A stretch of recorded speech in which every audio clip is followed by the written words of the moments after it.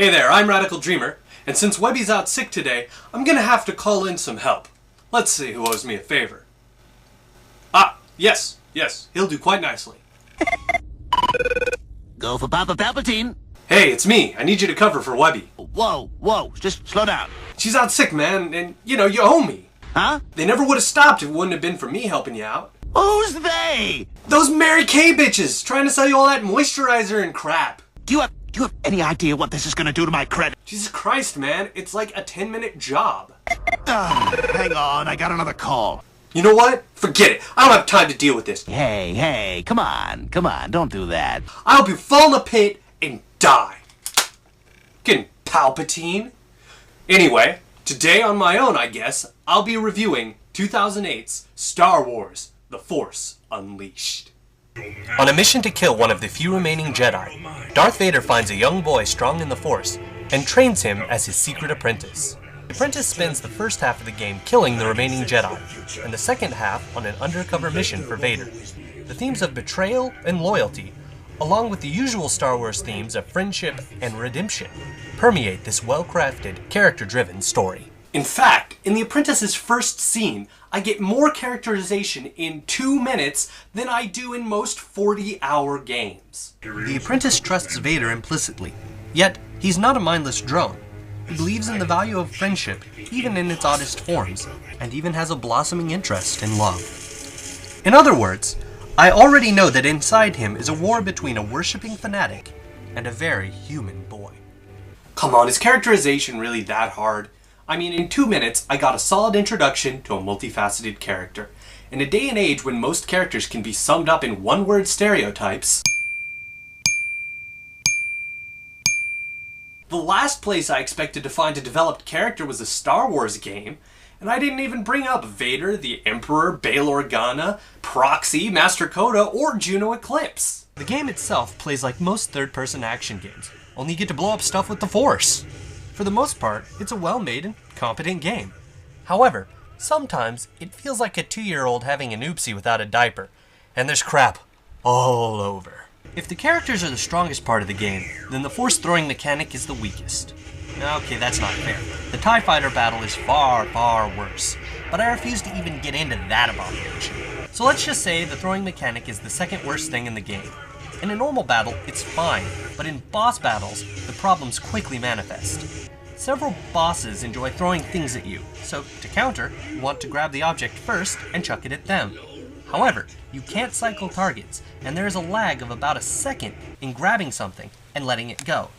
That means, if you're frantically tapping the trigger to try to grab something, you've effectively locked yourself out of the controls for 2 seconds. Speaking of bosses, these SOBs are cheap.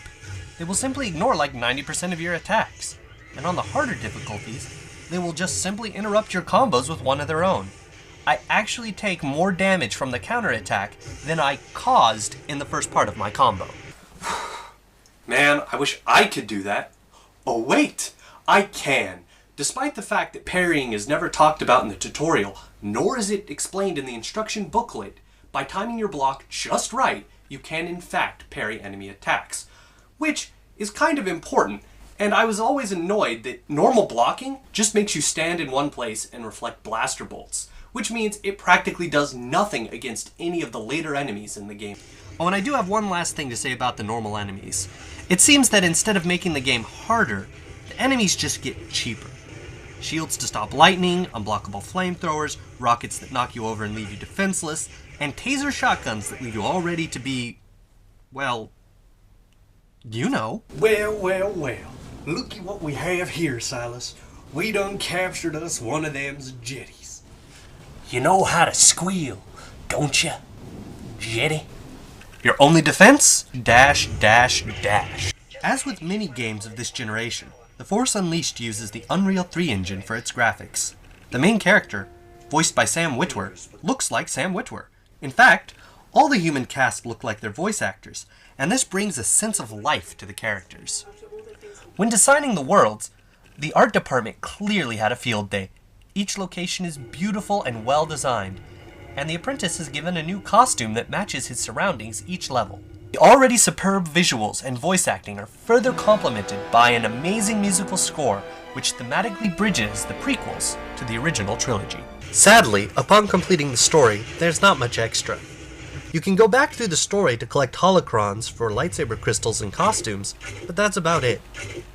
As for DLC, there are several costume packs and one DLC mission. This mission, the Jedi Temple, was originally cut from the PS3 and 360 versions of the game. But that's not all. The Wii and the last generation of consoles have 4 entire new levels that don't appear on the PS3 or the 360. Come on, game developers, I have a secret to share with you. If the game isn't finished, don't release it. It's okay. We can wait. The plot is superb, and with its brilliant characterizations, it's no wonder that it won the Writers Guild's Best Video Game Writing Award in 2008. The gameplay is the very definition of hit and miss. Either it works well, or it's flat out broken.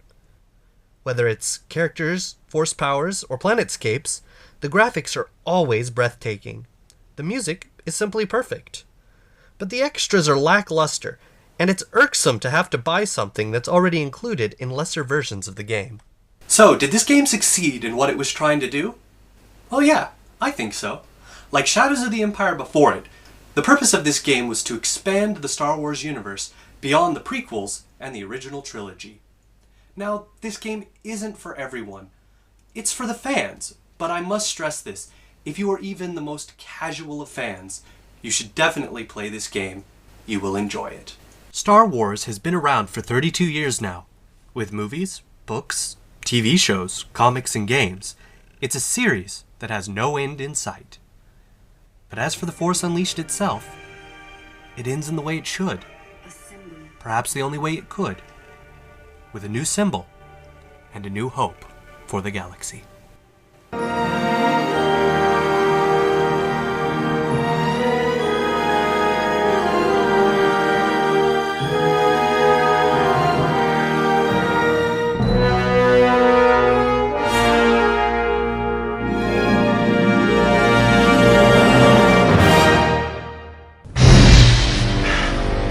Don't fuck with the Jedi Master, son.